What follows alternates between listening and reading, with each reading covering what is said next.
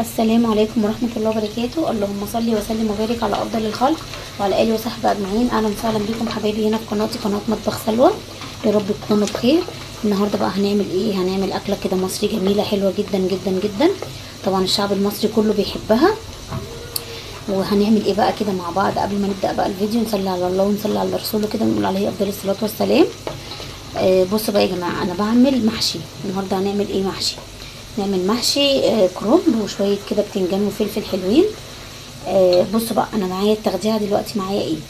انا التغذيه دي يا جماعه انا ما بغيرهاش وما بعملش اي طريقه غيرها. دي طريقه امي الله يرحمها، احنا معتمدينها ومتعلمينها منها وما بنغيرهاش. ولا بنستبدل حاجه ولا بنحط حاجه مكان حاجه، ولا في توابل ولا في طريقه ولا في اي حاجه ولا في كل المقادير. هي اللي احنا شغالين بيها ايه طول عمرنا. بصوا بقى، انا معايا بصلايه هنا كبيره مقطعه كده على ايدي مكعبات صغيره، وحط عليها معلقه طبعا سكر عشان الطماطم والحموضه وكده، وبتخلي المحشي بتاعنا حلو، بتخلي التسبيكه حلوه مسكره كده، وشويه زيت كده حلوين. وبحمر ايه زي ما انتم شايفين البصلايه اهو. بعد ما البصلايه تتحمر، انا عايزه البصلايه بتاعتي تاخد لون ذهبي كده حلو. بعد ما البصلايه تتحمر هقول لكم بقى هنعمل ايه عشان نخلي التغذيه بتاعتنا حلوه وتبقى ريحتها، بصوا بتبقى ريحتها جايبه اخر البيت او اخر العماره، بتبقى حلوه جدا جدا وبتطعم المحشي بتاعك وبتخلي المحشي كده ليه طعم كده مميز. طبعا كلنا بنعرف نعمل كل حاجه، وكل شيخ وليه طريقه، وكل واحد فينا ليه طريقه، بس يعني ايه، كل طريقه بتبقى مختلفه، وكل واحده ليها نفس وليها طريقه معينه في اكلها. بس احنا بنكتسب بقى من بعض ايه خبرات. يعني ممكن انا اشوف طريقه محشي عند حد تعجبني، اجربها تطلع حلوه تعجبني. ممكن انا ما بقاش مثلا ايه عارفه ان المحشي بيتعمل بالطريقه دي او بيتحط له البهار ده، اجي اضيف البهار ده عليه يغير طعم المحشي معايا يعجبني. بس انا بصراحه في المحشي لو شفت 100 طريقه انا ما بغيرش طريقتي.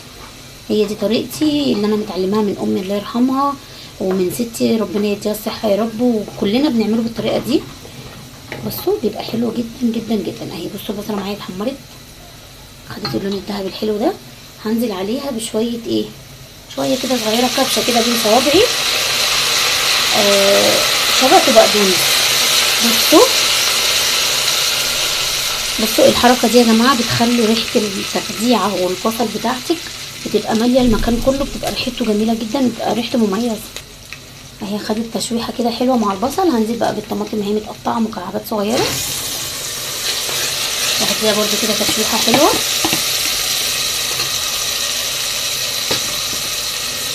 هديها ايه تشويحه كده محترمه. انا عايزه الطماطم تاخد تتبيله كده على خفيف اهي. طبعا كل ده على نار عاليه، انا معليه النار مش موطيه. اعملوها والله العظيم بالطريقه دي هيعجبكم جدا. كل اللي كل المحشي من ايدي بصوا يعني بيقول لي طعمه تحفه في منتهى الجمال، وكل اللي كل المحشي من ايدي بيقول لي يعني في حاجه كده جميله. ناس كتير الحمد لله كلته مني بيعجبهم الحمد لله، لله الحمد. يعني طبعا الواحد يعني مش بيشكر في نفسه يعني، بس هو ايه، الواحد الحمد لله كل ما بيعمل حاجه الحمد لله بتطلع حلوه. ربنا يحسن ما بين ايدينا كلنا يا رب، وربنا يراضي كل الناس ويفك زنقتنا ويفك كربنا كلنا يا رب ويراضي كل الناس. وطبعا ايه يعني ندعي لاهلنا في غزه ان ربنا يفك عنهم الحصار اللي هم فيه ويفرج عليهم يا رب. كل ما يجوا على بالكم كده يا جماعه ادعوا لهم ان ربنا يفك كربهم وربنا ينصرهم على ان شاء الله نصرا قريبا كده باذن الله، وربنا يفك جوعهم اللي هم فيه. يعني انا والله كل ما بقف اطبخ طبخه وافتكرهم كده وهم الاطفال بتبقى بتموت من كتر الجوع يا عيني، بيصعبوا عليا وبفضل ادعي لهم، بس احنا مش في ايدينا حاجه غير ان احنا ندعي لهم. بصوا اهي خدت بقى التشويحه الحلوه دي. هروح نازله بالطماطم بتاعتي. بصوا انا الطماطم بتاعت المحشي انا مش بصفيها. ليه مش بصفيها؟ بتخلي المحشي ليه تقل كده حلو. طبعا الطماطم كانت الميه بتاعتها كانت راكزه لتحت، بس عادي يعني هي الحمد لله مش خفيفه، هي تقيله اهي هتسبك معانا بسرعه. التفل بتاع الطماطم في المحشي بالذات يا جماعه بيخلي التخديعه لونها احمر كده وجميل، وبتبقى حلوه جدا جدا جدا. هسيبها بقى تتسبك كده على نار عاليه، وهديها شويه الملح بتوعها، هملحها التمليحه الطبيعيه بتاعتها، وبعد كده بقى لما تتسبك خالص هقول لكم هنعمل فيها ايه. ودلوقتي بقى يا حبايبي بصوا، اللهم صل على النبي، بصوا التخديعه قربت تتخدع خلاص اهي. هنزل بقى عليها بفلفل كده متقطع، فلفل رومي كده يكون حراق حلو، قرن فلفل رومي وقرن فلفل حراق. بصوا هنزل بقى كده واقلب. بصوا لونها وريحتها قلب الدنيا كلها، ريحتها حلوه جدا جدا جدا. هسيبها بقى لحد ما تتسبك بقى خالص، وهنشوف بقى نحط لها البهارات بتاعتها ايه. بصوا بقى يا حبايبي، معايا الكرنب بتاعي اهو سلقته، بس ما رضيتش طبعا اطول الفيديو عليكم. بصوا عامل ازاي. انا بجيب ايه بقى، بجيب حله كبيره كده تكون فيها ميه كتير، وبنزل فيها شويه ملح وشويه كمون. طبعا الكمون عشان يمتص الغازات اللي بتبقى في الكرنب. وبنزل بقى ايه، بنزل الكرنبايه بقورها كده من النص، بشيل الراس بتاعتها، وبروح منزله الكرنبايه على ايه، على الحته اللي هي بتبقى فيها الراس، وبسلك بقى ورقه ورقه كده منها لحد ما بتستوي، وبسيبها حوالي دقيقتين بس كده، واطلع ورقه ورقه كده منها. بصوا بتبقى عامله كده. دي اكبر ورقيه في قلب الكرنبه، لان انا كنت جايبه كرنبه صغيره كده خالص. بصوا بقى اهي، بروح عامله ايه، بروح ماسكه بقى العروش الناشفه دي واقطعها كده اهي زي ما انتوا شايفين، وبلف بقى ايه، بلف الورق بتاعي كده. بصوا بيبقى رول كده قلب ايه بعديه زي ما انتوا شايفين، وبروح قطعه، يبقى كله قد ايه، قد بعضيه. بصوا يبقى كله ايه، قد بعضيه. هخلص بقى انا تقطيع كل الكرنب كده، وهخلص بقى التخديعه تتسبك، وهوريكم بقى لما تتسبك التخديعه هحط لها ايه التوابل بتاعتها.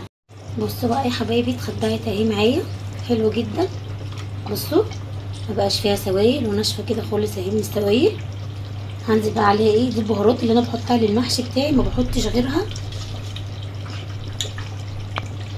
بتبقى مخليه ريحه المحشي حلو جدا جدا. بحط له فلفل اسود، وبحط له حبه كمون، حبه اسفه، حبه نعناع، معلش انا اسفه. ما بحطش الا ملح وفلفل وحبه نعناع بس، ما نكترش النعناع يا جماعه، عشان خاطر النعناع ممكن يمرر معانا الايه، التسبيكه بتاعتنا، عشان هو بيمرر.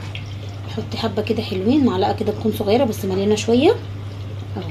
بحط البهارات بتاعتي دي او التوابل بتاعتي دي في الاخر خالص، لما بقفل عليها خالص التغذيه بتاعتي، والزيت بتاعها يطلع كده على الوش اهو زي ما انتم شايفين. بصوا اهي، بصوا عامله ازاي الزيت بتاعنا اهو نطر كله اهو على الوش. بصوا حلو جدا. بروح حاطه بقى التوابل بتاعتي اللي هي الملح والنعناع الناشف، وبروح سايباها بقى كده، بطفي عليها واسيبها بقى الايه لحد ما اغسل بقى الرز بتاعي واحط الخضره بتاعتي، وهقطع بقى الكرنب بتاعي، وهوريكم كل بقى ايه الحاجه لما نيجي نحشي. ودلوقتي بقى يا حبايبي بصوا الخلطه بتاعتي خلاص خلصت اهي. حطيت الرز غسلته كويس جدا وصفيته وقلبته كده في التخديعه او في التسبيكه بتاعه المحشي، وحطيت عليه الخضره اللي انا بحطها شبت وبقدونس، ما بحطش اكتر من كده. ما بحطش كزبره لان انا ما بحبش الكزبره في الايه، في المحشي، او مش بحب الكزبره عموما. بصوا بقى ده الورق بتاعي اهو، ورق الكرنب بتاعي قطعته كله اهو زي ما انتم شايفين. انا بعشق الورق الاخضر ده يا جماعه، بيبقى حلو جدا جدا. بحطه على طول ايه في الارضيه كده، وبعد كده بحشي بقى ايه المحشي بتاعي. وبصوا بقى معايا القمر ده، ايه بقى القمر ده بصل. البصل ده انا بحشيه مع المحشي بيبقى حلو جدا. بصوا بقطع البصلايه كده نصين، بتكون كبيره، فبقطعها كده زي ما انتم شايفين من النص اهي، تبقى نصين كده. وانا بسلق الفراخ بعد ما بطفي على الفراخ خالص، بروح منزله البصل فيه وبسيبه ايه 5 دقايق كده، بيطلع زي ما انتم شايفين كده اهو. بصوا طري جدا وحلو جدا جدا جدا. بحشيه بقى مع المحشي بيبقى طعمه عسل، بيبقى حلو جدا جدا. بس طبعا انا الكميه دي انا عاملاها لان انا مفيش حد بياكله غيري، فهو بيبقى تحفه تحفه تحفه. فبجيب بصلتين كده كبار زي ما انتم شايفين، زي ما قلت لكم على طريقتهم، بحشيهم بقى مع ايه، مع المحشي بتاعي. بصوا بقى هنلف الورق بتاعنا ازاي. بصوا انا قطعت المحشي بتاعي رول كده اهو زي ما انتم شايفين، تمام. بمسك كده الرول بتاعي اهو، بصوا بمسك الرول بتاعي كده وبقطع، وبحط بحط المحشي وبلف. طبعا المحشي يا جماعه ايه بيتعمل كده بالايد، ما بتلبسوش ايه جلافز بقى ولا حاجه. بصوا اهو شايفين الصباع، وباخد بقيه الرول بقى كله كده اهو،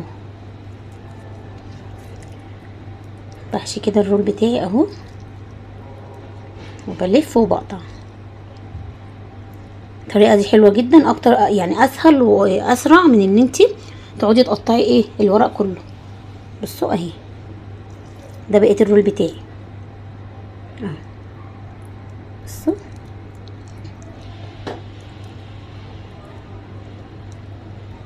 الصباع. هحشي معاكم تاني برضو واحد تاني. بصوا ده الرول كامل اهو بتاع الورق اهو، وما نملهوش رز قوي عشان خاطر ايه ما يبقاش الصباع بتاعنا تخين كده ومجعلظ. بس الصباع اصلا انا بقطعه كله صغير ازاي. خلص بقى انا كل الكميه بتاعتي، وهوريكم بقى ايه في الاخر هنعمل ايه. ماشي اهو. بصوا بقيت الرول بتاعي وهقطع. بتلاقي نفسك لفتي الرول بسرعه ومن غير ما بتاخدي وقت ولا مجهود ان انت تقعدي تقطعي الورق كله اهو. بصوا تلاقي نفسك خلصتي بسرعه بسرعه ولفيتي الحله كلها في مفيش نص ساعه، بتلاقي نفسك خلصتي الحله على طول. هخلص بقى انا لف المحشي بتاعي كله كده وهظبط حالي وهوريكم بقى ايه في الاخر. ودلوقتي بقى يا جماعه بصوا خلص معايا المحشي اهو. بصوا شكله عامل ازاي. ده كده محشي البتنجان والفلفل والبصل. بصوا محشي البصل عامل ازاي، حلو جدا يا جماعه. محشي البصل ده في منتهى الجمال. ومعانا بقى اهو الكرنب بتاعنا. بصوا شكله عامل ازاي، احمر وجميل جدا. هغرفه دلوقتي وهوريهولكم. بصوا هو انا كنت المفروض هوريهولكم قبل ما اسويه، بس المقطع ده ما اتصورش مش فاهمه ليه اهو. بصوا عامل ازاي. طبعا انا الحله اللي بعمل فيها الصلصه هي اللي بحشي فيها عشان يديني لون الحمار بتاع المحشي الحلو اللي انتوا شايفينه قدامكم ده. ماشي هغرف بقى وهوريكم يلا الاكل مع بعض.